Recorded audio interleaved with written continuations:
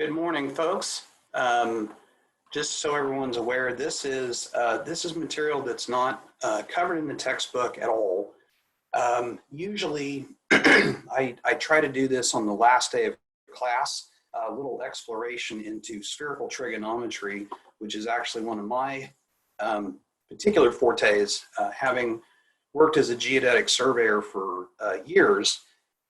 And what I'm going to try to do is I'm going to try to derive for you the law of cosines as it relates to spherical surfaces, and then we might do a simple application. The concept is how do you calculate distances across the surface of a sphere where you only know the latitude and the longitude of the endpoints. It's not a trivial solution, but it's an interesting problem that navigators and folks have investigated for centuries. And we're going to try to derive this in a way that fundamentally comes from the law of cosines for plane triangles and then extrapolate up into 3 dimensions.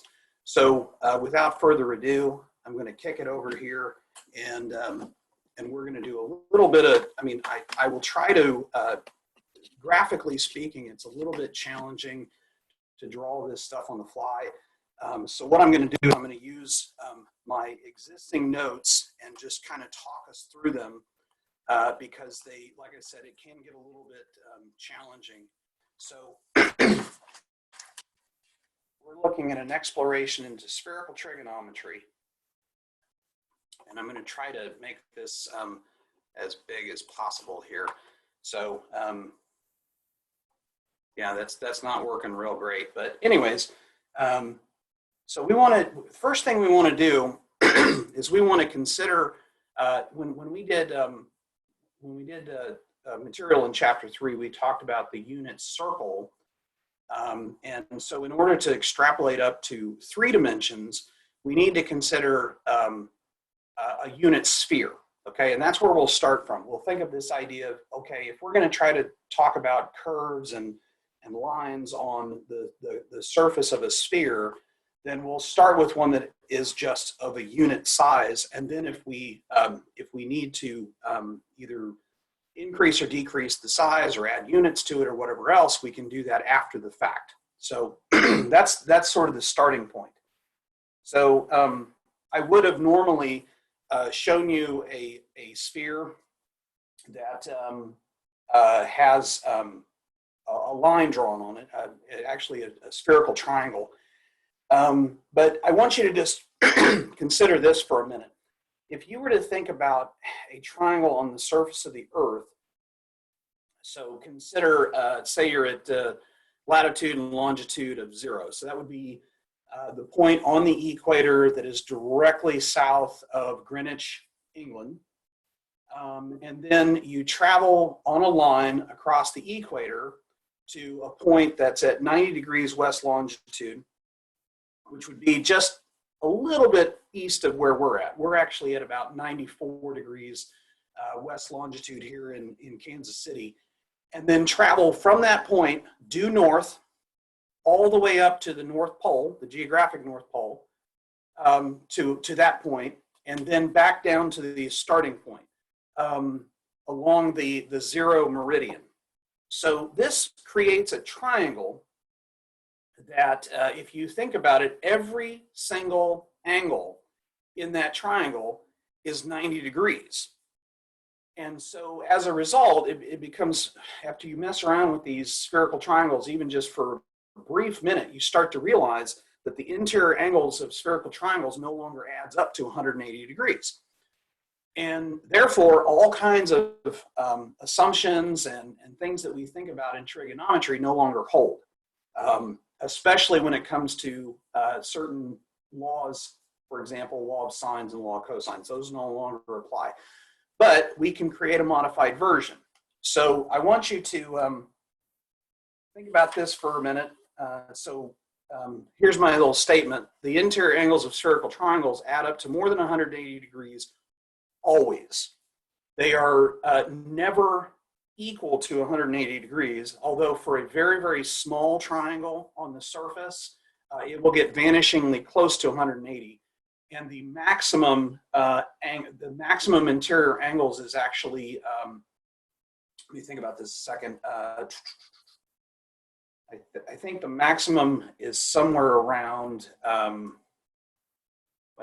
so 720, 1080 minus 180, so about 900 degrees. You can actually have triangles that large.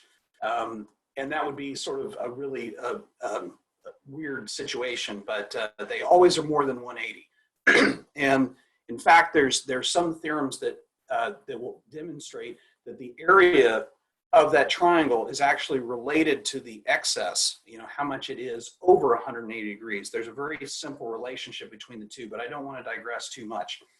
So let's consider this diagram here. So what we're looking at is sort of the curved looking surface is actually the triangle on the surface of the sphere. And those points are radiating down into the center of the sphere. So those create actual like plane angles. So you have angle U, V, and W that are in some sense related to the arc length along the surface of the sphere. Now, typically the way this is drawn, point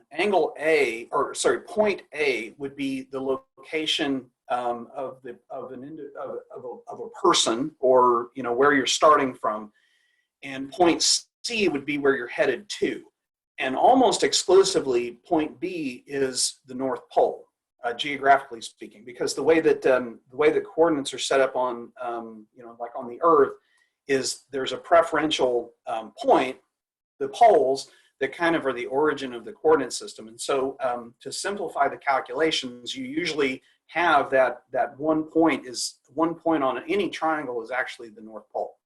So note that those, by some of the stuff that we looked at in chapter 3, those angles, U, V, and W, are actually equivalent to the arc lengths along the sphere. And because we're on a unit sphere, they're actually equal to those arc lengths, which is kind of a neat revelation. So the problem we're trying to do here is we're trying to find a way to equate the lengths of the arcs to information about their latitude and longitude. So I think in this diagram, and I wrote this up years ago, I think maybe what I've switched to is I've got point A is actually the North Pole. So what I'm looking at is taking the Earth and slicing it in half, and along the plane that's created from A to B. Okay, so A is the North Pole, and B is some point on the surface of the Earth or its projection. It really doesn't change much in that regard, but the angle at its apex there is W. So if you look back to the original diagram I have, that's W, there's W, and we create a right triangle using the tangent at point A projected through the plane AB, and then this second line is actually from the center of the sphere as far as it needs to go until it reaches that tangent. So we know from investigation, this actually is a unit circle. So from our investigation of unit circles, this relationship holds, where the one of the sides is 1, one of the legs of the right triangle is 1, the other one is tangent of W, and then the hypotenuse is secant of W, which is something we've seen before. We'll do the same thing over here through the other point. Now remember, I got this kind of switched, but B is the point where we're at, C is the point where we want to go, and A is the North Pole, or South Pole if you happen to be south of the equator, but that's not really particularly germane. So we'll do the same sort of thing with the plane that cuts through A to C. So you can think of those as slices along the meridian. So wherever your longitude would be, you take and split the Earth in half along that meridian. This is what you get. You get the same sort of relationship where we have the origin of the circle, or the planet or whatever. The North Pole is A. We draw a tangent line at the pole, and then we project out from the center to through point C to create a right triangle. Now, these are all plane triangles. We haven't even talked about any spherical triangles yet. So we're creating sort of a three-dimensional situation here. And the same relationship will hold. And I think I maybe missed that.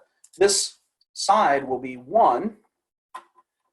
The other side is tangent of V, and the hypotenuse is secant of V, which, again, this is something that we've seen in our Chapter 3 investigations of the unit circle. So we've just created 2 unit circles, and now we're going to create a third. This one will be the slice that is made along the plane from B to C. And we're using the same legs of these triangles, which are actually these hypotenuse of these triangles. So if you imagine, we're now creating sort of a V in space that projects out from the surface. And so these points B and C now appear on sort of the top-down view. So this point, if you will, is directly below point A, if that makes sense. It's still the center of the circle, but anyway, so I've just basically copied these lengths to this triangle, which is not a right triangle. This triangle is actually, it could be acute, it could be obtuse, it could be a right triangle, but in general it's not. Notice, though, that this angle U is actually the difference in longitude from point C and point B. So that will become important here in a minute. So based on the law of cosines for plane triangles, this relationship holds, that the length of this sort of projected line on this triangle must be equal to, well, remember from the law of sines, we said if you want to find one sort of third side and you have 2 sides and an angle, that's side angle side. Well, that says that you, so angle or distance C is equal to length A squared plus B squared minus 2AB times the cosine of C, which I'm just attaching the actual variables for this particular case. So one of these sides is secant of W, so secant of W squared.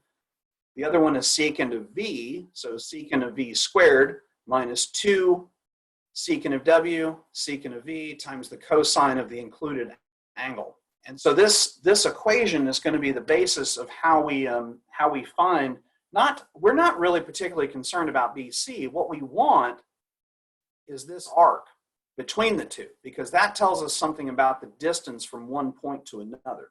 So I'm gonna slip to the next page here and kind of do a little bit of what we're doing now is, instead of talking about the angle between the center of the Earth, now we're talking about like sort of the tabletop projection from A. So these are now, if you go back here a second, what we had in the previous diagram was using these sides of this triangle to produce these segments.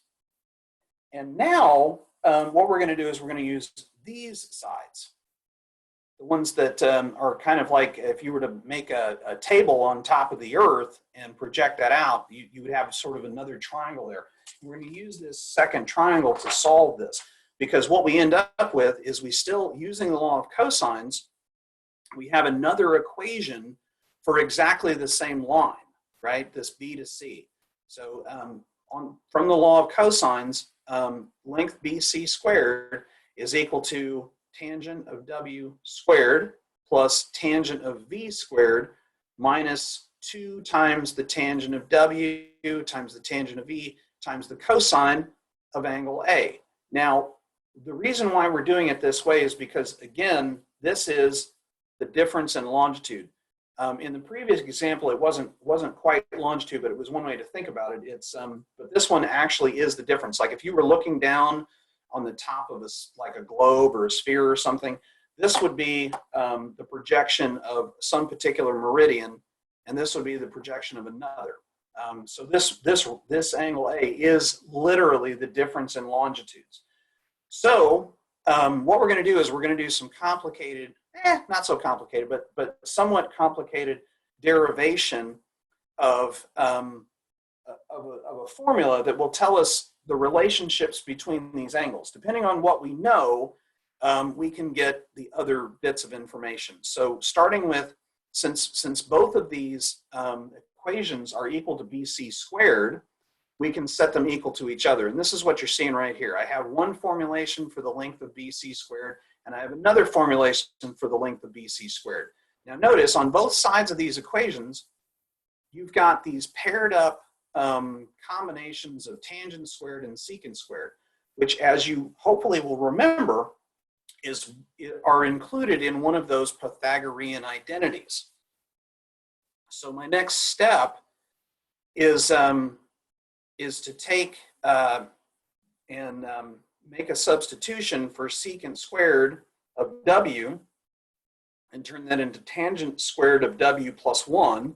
Same with secant squared of V becomes tangent squared of V plus 1. So I'm working on kind of the right-hand side of the equation, and then I'm going to start canceling some stuff out, because now notice I've got tangent squared of W on one side of the equal sign, tangent squared of W on the other. I can just eliminate them. The same is true for tangent squared of V. I can get rid of that as well. And what I'm left with is this equation that has secant, this sort of cross term, and I've kind of done a little bit of algebra here to make everything have positive terms, because in here it was negative. So what you, and I've kind of moved some things around too, but if you follow the algebra here, it's not really that complicated. You end up with 2 times secant of W times secant of V times cosine of U is equal to 2 tangent of W, tangent of V, cosine of A plus 2. So what we're trying to do here is isolate cosine of U, because once we have cosine of U, we can find the actual value of U, and U is the arc length of that line. So if we go back to this, this previous diagram, remember the want is to find this distance from B to C, right? Because if you think about the triangle, the spherical triangle we have, in some sense, we're going to have A to C and A to B, and then we also have this angle at point A, because this A to C is related to the latitude of point C, A to B is related to the latitude of point B, and then A is the angle at A is the difference in longitudes of those 2 points. So going back to the derivation here, we're at this point where now we want to isolate this this factor cosine of U, and once we have that, we're golden. So what I've done is I've divided by 2 secant W, secant V. This whole thing on the other side has been divided by. It's basically I'm dividing by the leading coefficient. And in doing that, what I've really done is I've converted secant and secant of W and secant of V into cosines. So this is kind of a trigonometric substitution of these two. And since everything has a 2 in it, it kind of reduces down. So you've got this term, which is tangent W, tangent V, cosine of A, plus 1 times the reciprocal of secant W and secant of V. Okay, and now we do a little bit of substitution here to clean up the tangents, because when you multiply tangent by cosine, you end up with sine. So that's for both tangent of W and tangent of V. The cosine A remains the same, and then we have plus 1, so 1 foiled out, we get this term here. So this is what we call version 1. This is this is where if you have side angle side, where you know, because remember, W and V are actually related to the arc length along the sphere, right? Because those are unit circles back in these diagrams, right? This is something, if you think of A being the North Pole, well, B is located at some, what they call co-latitude, because normally if you have the, if A is the pole, then the equator would lie here. So W is just the complement of the actual latitude. So it's in the vernacular, it's called the co-latitude, but this is something that's easily measured because if you have a latitude, which would be a measure up from the equator, then W is just 90 minus that. It's the complement. And to be careful, we have to do these in radians when we actually calculate this, but that's never the way that positions are measured on the Earth. Anyways, so this is the situation, as you recall from our discussion of the law of cosines for plane triangles. We had a formula that said, okay, if you want the opposite side and you have side angle side, then there's a formula for it. And this is the formula for a side given side angle side. To rearrange this, and instead of solving for cosine of u, what if we're wanting to solve for an included angle? Because every one of these terms over here are actually sides.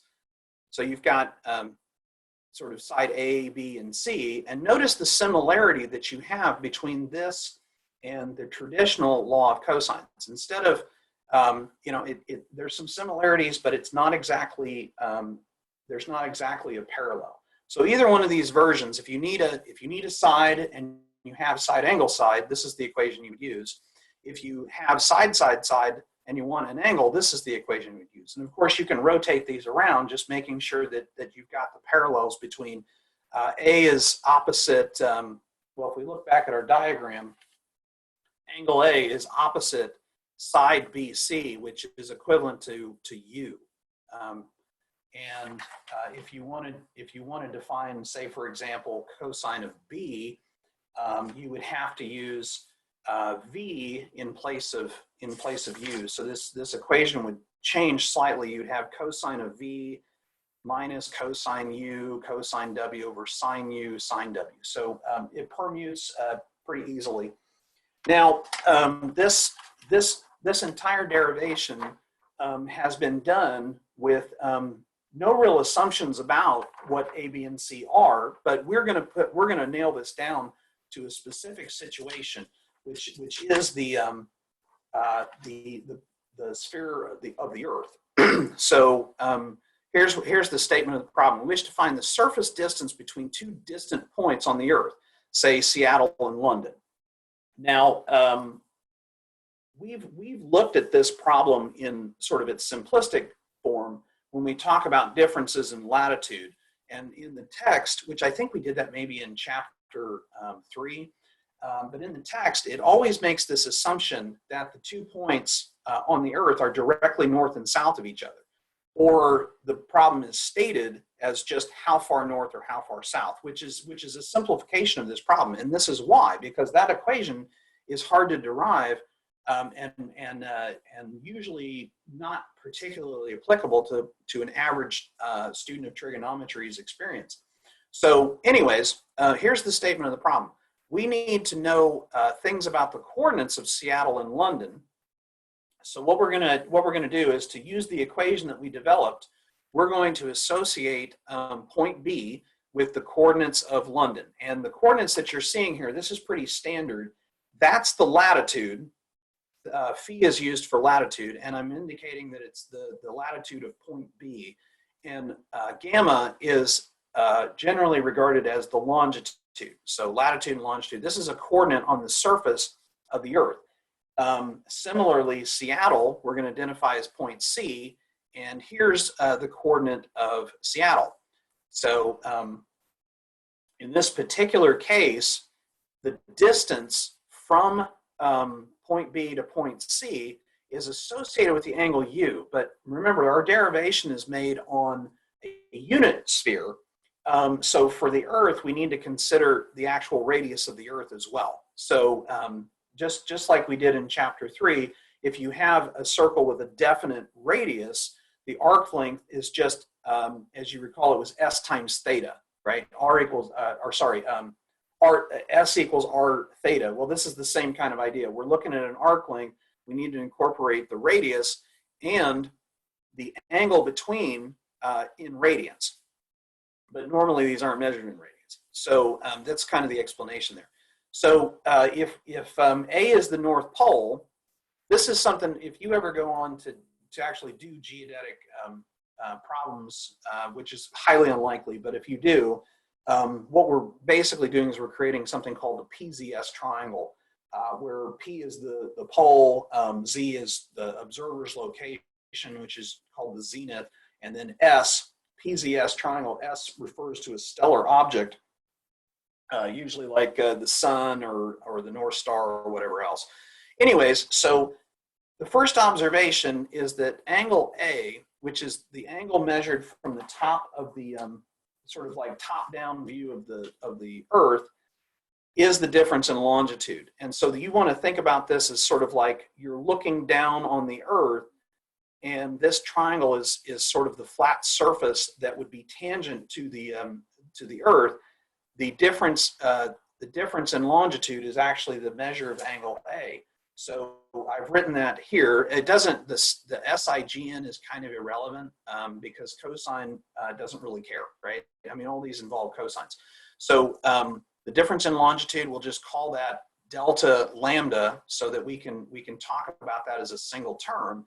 And then notice, again, this argument that V and W are actually what's called the co-latitudes comes from this idea. If you look back at the circle, if A is the pole, then the equator would be perpendicular to that, and we're not interested in the latitude will be this angle, but we don't want that angle. We want the complement to that angle. So W is 90 minus the latitude. And if you're doing 2 points in the northern and southern hemisphere, you have to be a little careful with signs, SIGNs.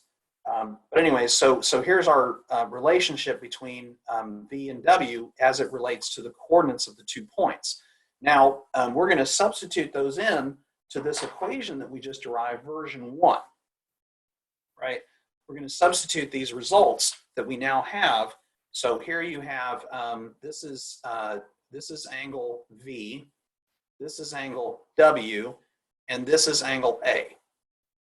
Same situation here. This is V and this is W. Now notice these are starting to look like some cofunction identities, and that's exactly what we do in the next step, is we take sine of 90 minus and turn it into cosine of.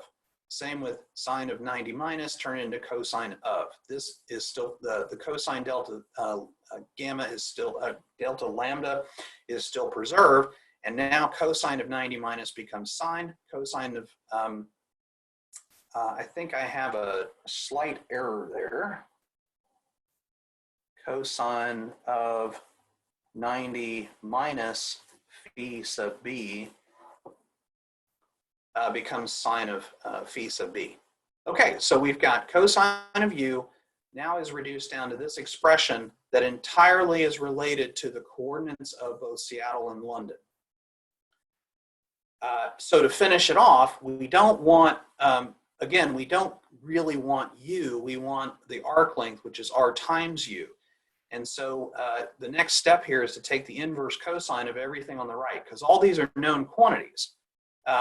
So when we take the inverse cosine of this expression and then multiply it by the radius of the Earth, we get the arc length from Seattle to London, assuming that the Earth is a perfect sphere, which it's not really, but you know, to move to a spheroid or an ellipsoid is actually far more complicated, but this is a pretty good approximation. So I kind of ran out of space here because I didn't work this out in my original notes. Normally I would do this on the board and say, okay, here, try these numbers and see what we get. So note that London's location is at 51.5 degrees north latitude, and its longitude is 0.1 degrees west.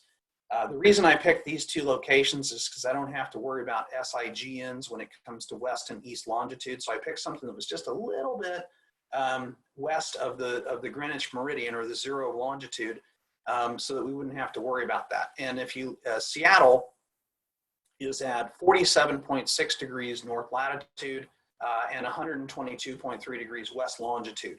So if you plug these two quantities in to this equation, what you end up with, if you use the radius of the Earth being 3,959 miles, the distance you get by calculating this with only 3 significant digits is you get 4,810 miles,